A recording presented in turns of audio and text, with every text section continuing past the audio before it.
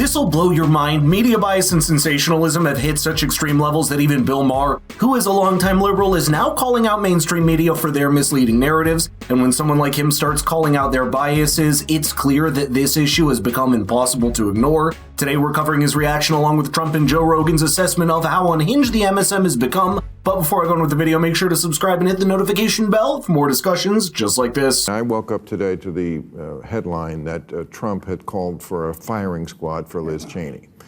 And this is what I really don't like about the media. No, he didn't. He did not. You don't have to move me to not like Donald Trump. He says more so than many things. Why do you have to do that? And by the way, if you don't realize it, here's what he said. He's criticizing her for being a war hawk. Yeah. I mean, she is Dick Cheney's daughter.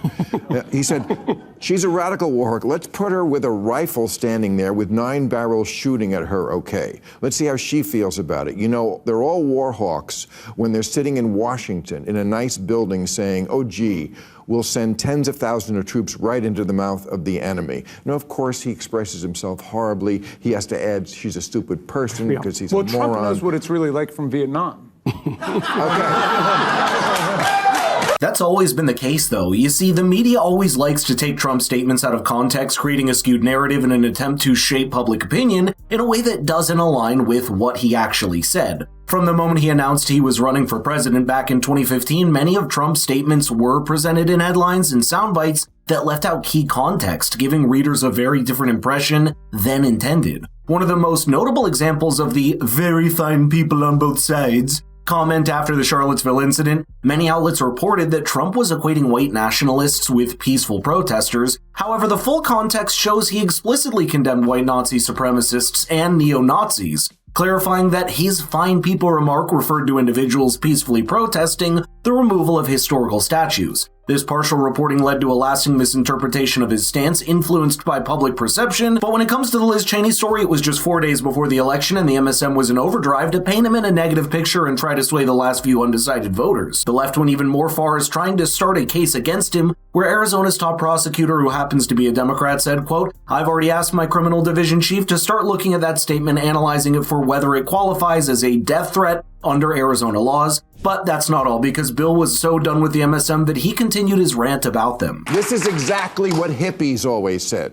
This is exactly what peaceniks always said. This is Fortunate Son, the song.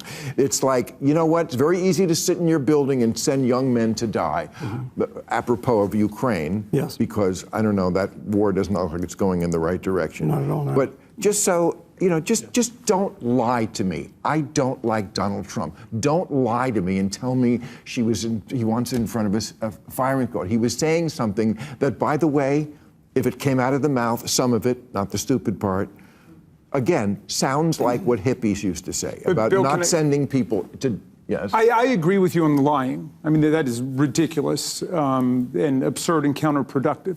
But when did Donald Trump ever criticize a war hawk? But how else are they supposed to grab people's attention, Bill? Beyond ideological biases, one major reason the media zeroes in on negative stories about Trump is that his name drives huge viewerships, clicks, and ratings. Whether the story's positive or negative, people are hooked by anything Trump-related, and news outlets know it. His statements and actions create a cycle where media coverage fuels public interest, which then brings in ad revenue. Trump is a magnet for attention, and naturally negative stories about him get the most traction. This approach isn't just about news, it's about the business model. At the end of the day, these companies care about what sells, and to respond to Jamie, Trump has always spoken against war hawks. For instance, he recently criticized John Bolton, one of his former national security advisors, known for his hawkish views during the Joe Rogan podcast, and again at one of his campaign rallies. Trump's track record speaks for this stance too. His presidency saw no new wars, and then there were the Abraham Accords, where 4 Arab nations normalized relations with Israel, which is a major diplomatic achievement.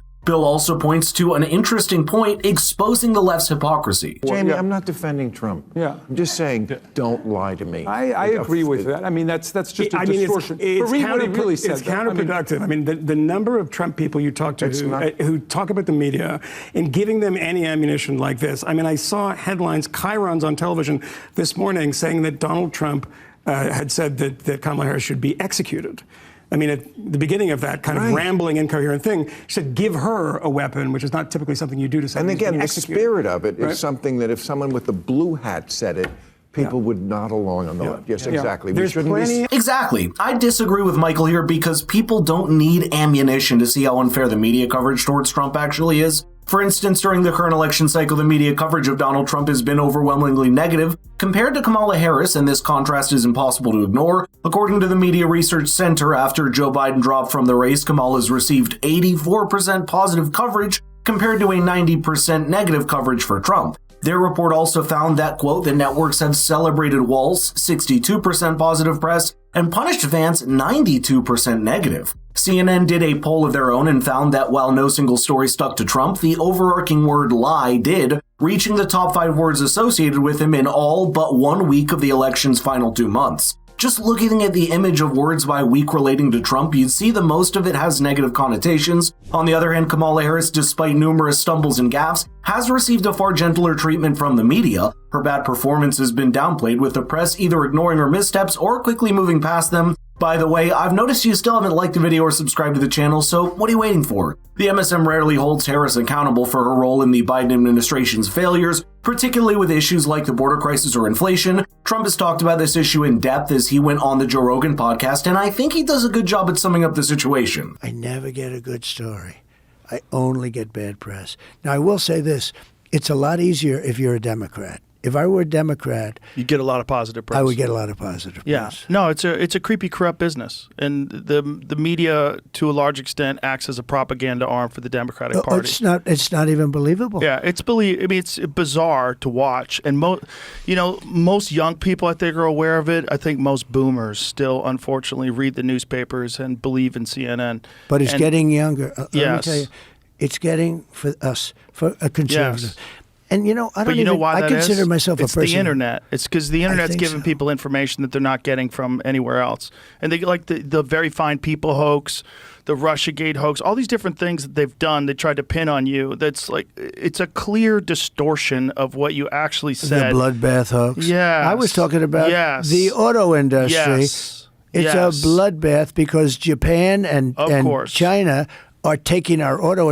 And I said, it's a bloodbath. They said, he used the word bloodbath. That is spot on. When people see the media consistently framing one side of the political spectrum with negative and exaggerated coverage, while giving the other side a free pass, it breeds a sense of skepticism. Many viewers begin to recognize that the MSM's narrative wasn't always objective or fair. It was influenced by biases and an agenda that prioritizes ratings over truth. This growing distrust has led people to look for alternative sources of news and commentary, and as a result, MSM's ratings have suffered, and viewers have flocked to online platforms where they feel they get a more honest, less filtered perspective. But let me give you some numbers to clarify this further. The Trump versus Harris debate, quote, drew an estimated 67.1 million viewers across 17 television networks, while the Trump versus Biden debate drew about 51.3 million people. Now let's take a look at the podcast that Trump did with Joe Rogan. His appearance got 48 million views, and his Theo Von episode got 14 million views. JD appeared on both of the podcasts as well, generating 16 million on Joe Rogan and 5 million on Theo Von. This is a direct reflection of how MSM's inability to deliver on bias-accurate reporting has undermined its relevance, leading to a void that online culture podcasts and alternative media are quickly filling. I think that people are increasingly hungry for content that isn't shaped by corporate interests or political affiliation, and they are looking for authentic, grounded discussion of events devoid of any sensationalism while giving all perspectives their fair chance of being voiced in the public space. But I'd love to know your thoughts on this, so let's get the conversation rolling in the comments down below. Oh, and by the way, if you want your friends to be as informed as you are, please share this video with them.